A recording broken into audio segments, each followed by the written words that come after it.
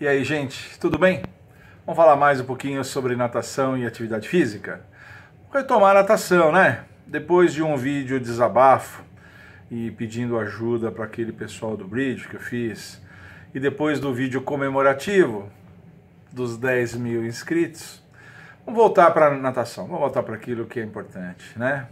E vamos voltar para onde nós paramos. Lembra que eu estava falando sobre as mãos do nadador? Posicionamento das mãos, qual é a posição certa e qual é a angulação dela com relação e tal.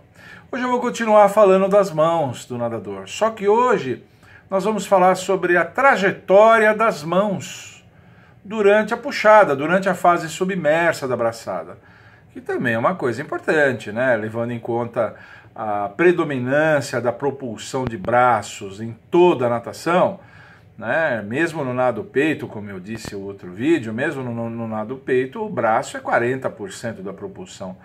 E nos outros três nados, no crawl, no borboleta e no costas, é 70, 80, 80 e tantos por cento. É muita coisa, né? Então vamos falar um pouquinho sobre a trajetória. Essa trajetória, ela já está meio que estabelecida há muitos anos, né? Eu gostaria de meio que justificar ela para vocês, porque tem gente que ainda se questiona, pergunta, por que a trajetória das mãos é assim? Alguém inventou isso? Algum nadador americano inventou e todo mundo segue? Foi algum professor que começou a fazer? Isso se fixou por força do hábito? Por que é isso? Primeiro eu vou mostrar para vocês, vou usar os meus efeitos especiais, como eu gosto, né? Essas são as trajetórias do braço, né? Vocês olharem aqui à sua esquerda, vocês vão ver a trajetória do crawl ali em cima, tá vendo? Que é um S, é uma trajetória sinuosa. Se vocês fizerem duas trajetórias sinuosas com ambos os braços, dá a trajetória do borboleta, que é essa trajetória no centro embaixo. Essas ambas visões de baixo do nadador, o nadador passando por cima de quem observa. Lá no meio, em cima, lá está o costas, visto de lado. Veja que a trajetória também é sinuosa. A entrada da mão e a mão descreve uma trajetória sinuosa. E até no nado peito a trajetória é curva. Ela só não é sinuosa porque é uma braçada muito curtinha. Então, como ela é uma braçada curta, ela acaba ficando apenas meio ovalada, né? Fica meio que uma trajetória relativamente elíptica de um lado e do outro. Viram? Por que isso? Por que isso? Gente, tem duas razões muito boas para isso. Tanto é que essas braçadas, elas são assim há décadas. Não se mexe nisso. Raramente eu vi alguém tentar mexer nisso e quando mexe não dá certo. Por quê? Porque essa trajetória submersa das braçadas em natação, essas trajetórias estão sedimentadas em conhecimentos de biomecânica e de hidrodinâmica. Por isso é que faz isso.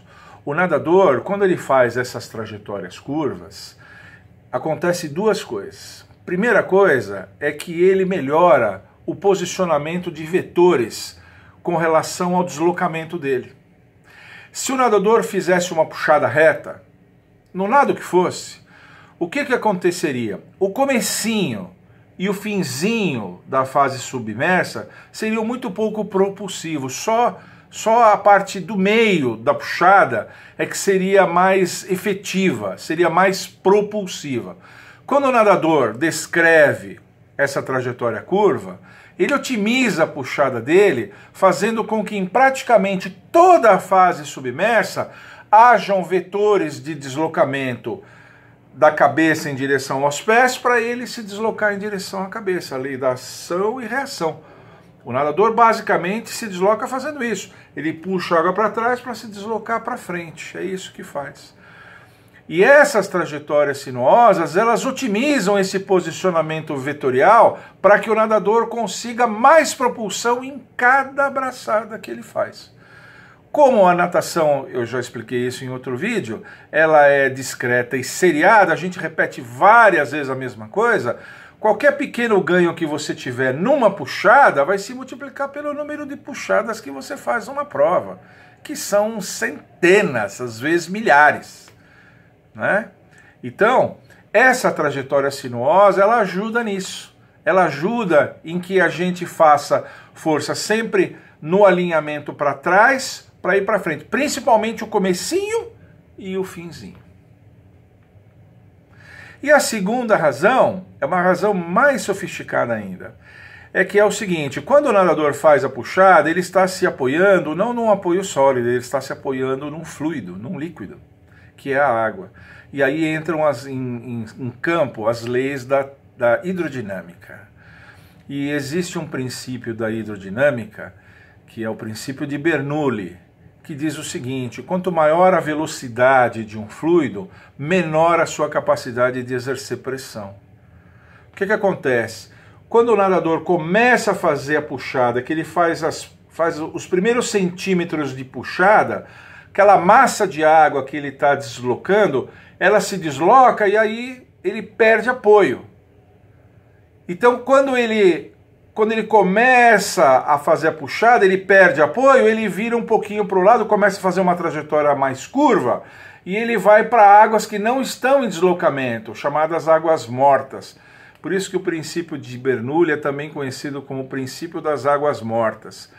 Então, o nadador ele faz a puxada comecinho assim, depois ele vai para dentro, mais para dentro um pouquinho, depois ele sai para fora, vai fazendo uma trajetória sempre em linhas sinuosas, seja o nado crawl alternadamente, seja o borboleta, seja o costas por baixo d'água, seja o nado peito, porque ele vai buscando sempre águas que não estão em deslocamento, águas que estão mortas. As águas mortas propiciam para ele mais apoio. Então ele precisa otimizar o direcionamento vetorial dele, acho que eu não falei grego não, né? Posicionar melhor a propulsão dele, mas essa propulsão, esse apoio das mãos, precisa ser feito em águas que não estejam em deslocamento, porque as águas em deslocamento não dão apoio. Precisam ser águas mortas, águas que não estão em deslocamento. Aí ele consegue ter mais apoio. Então, quando você faz essa trajetória sinuosa, você consegue mais apoio para ir à frente. Melhorando um pouco que seja numa puxada, de novo, isso vai se multiplicar pelo número de braçadas que o nadador fizer. Entenderam? Então, quando o professor de natação aborda isso e ele fala dessa coisa de fazer as puxadas sinuosas, alguns professores falam, vamos fazer uma puxada em S. Eu não gosto muito disso, porque eu já vi crianças tentarem fazer um S com ambas as mãos, quando na verdade as mãos fazem um trabalho simétrico assim, né? Crawl de um lado e do outro e borboleta simultânea, então não é bem um S, eu já vi aluno tentando fazer assim, um S embaixo d'água.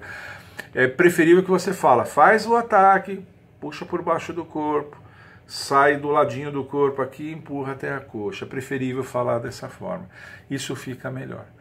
Mas, resumidamente, essas trajetórias sinuosas que os professores de natação, via de regra, existem pequenas variações. Os professores de natação são muito detalhistas, gostam de discutir esses detalhezinhos. Existem pequenas variações de professor para professor, de escola para escola, mas em geral os professores ensinam essa trajetória sinuosa. Isso não é à toa não.